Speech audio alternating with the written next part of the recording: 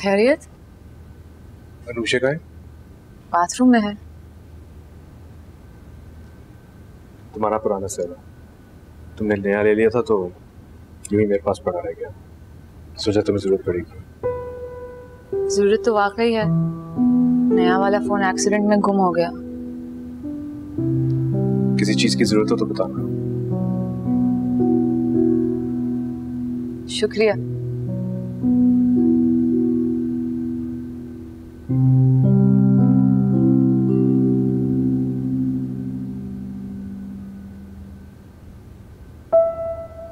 समी ने संभाल के रखा हुआ था। इसकी आदत है, रिश्तों और चीजों दोनों को संभाल के रखता है। सबसे पहले किसे कॉल करोगी? मेरे पास तो ऐसा कोई रिश्ता नहीं बचा। उदास क्यों हो रही हो? अल्लाह और रिश्ते देगा। इसमें तो अब वो नंबर भी नहीं जो रात को मेरे सारे दुख समेट लिया करता था। तुम समी से मोहब्बत करने लगी थी? नहीं, उन बातों से जो एक मरे हुए इंसान को फिर से जीने पे आमादा कर देती हैं। इतनी प्यारी बातें, इतना मीठा लहजा। उसकी बातों में मत आना, मकड़ी के जाल की तरह। जितनी मोहब्बत तुम्हारे लहजे में समी के लिए है, उससे कहीं ज्यादा नफरत जमाल के लिए। ऐसा क्यों? मुझे तो ये समझ में नहीं आता, तुमने उसे माफ कैसे कर दिया? जैसे तुमने मुझे माफ कर दिया, और वैसे भी उसने मेरी इतनी मदद करके सारा हिसाब बराबर कर दिया। जो भी है, अगर वो तुम्हें अपनी बातों के जाल में वापस उलझाने की कोशिश करे तो उसकी बातों के जाल में मत आना, समझी?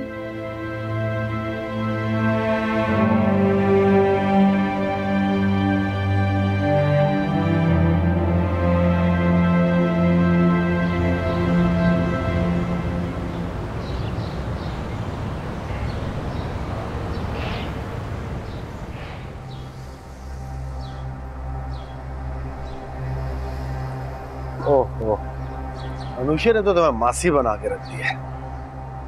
मैं अपने शौक से करती हूँ। जहाँ तक मुझे याद है तुम्हें ऐसे तो कोई शौक नहीं थी। शौक बदलते देर नहीं लगती।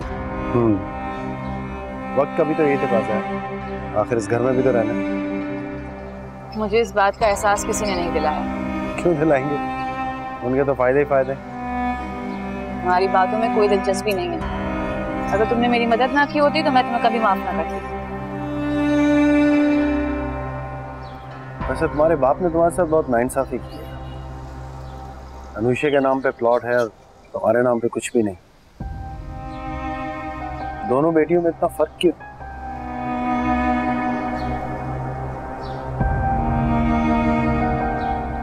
अच्छा, ये परिंदे किसके? रेजा के। उसी को शौक था इनका, बार बार इन्हें उड़ा देती थी, फिर रोना शुरू कर देती। समी और ले आता था। कैसे मर गई?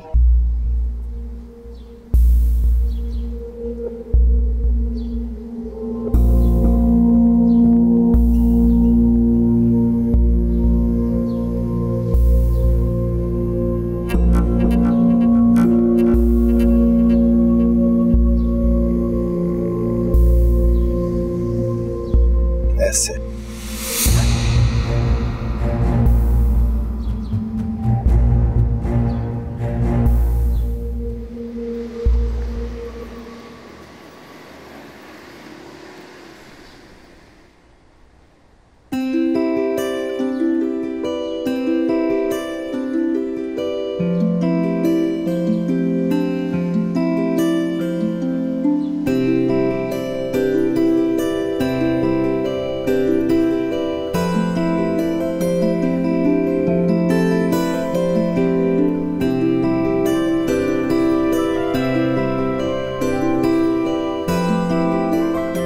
सामान देख लो, कुछ कमी है वरना तो मैं और ले आऊं। नहीं, काफी है। अगर रिश्ता तय हो गया तो फिर एहतमाम भी करनी है। नाज़ो से बात की तो राजी है? मैं एतराज भी नहीं किया। अच्छी बात है, मुझे लगता है मेहमान आ गए। आपके और आपके ख़ानदान की बहुत तारीफ सुनी। आपकी बेटी भी माशाल्लाह बहुत प्यारी है, और हम तो चाहेंगे आप कल ही आके हमारे बेटे से मिल लें ताकि मामलात ऐसे तरीके से आगे बढ़ सकें। ये तो बहुत खुशी की बात है, मगर रिश्ता जोड़ने से पहले कुछ ऐसे मामलात होते हैं जिनको वाजे कर देना चाहिए। ये दरअसल दोनों बच्चियां मेरे देवर की हैं। अच्छा, तो आपके देवर कहाँ हैं? चाचा का इंतकाल हो गया। और आपकी चच्ची, मतलब इनकी वालदा? अनुषा की वालदा का इंतकाल हो गया और नाजनी की मदर, समझे, उनका भी इंतकाल हो गया। समझे क्या मतलब? दरअसल मेरे देवर की वफात के बाद उसने दूसरी शादी कर ली थी।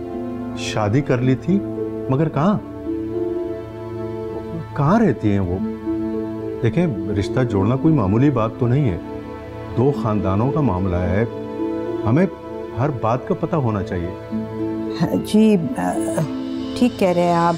वो स्टेज डांसर नाजली बेगम और तबला नवाज अनवर हुसैन की साहबजादी है ये। क्या मतलब? ये वही लड़की तो नहीं जो अगवा हो गई थी और इसकी वालदा ने पूरे सोशल मीडिया पे हंगामा बर्पा कर दिया था? चलें तौकीर साहब, हमें यहाँ रिश्ता नहीं करना। माफ कीजिएगा, हम तो बहुत इज्जतदार समझकर इस घर में आए। अगर आपको हमारे घराने की इज्जत में कोई कमी महसूस हुई है तो आप इज्जत से तशरीफ ले जा सकते हैं। चले भैया।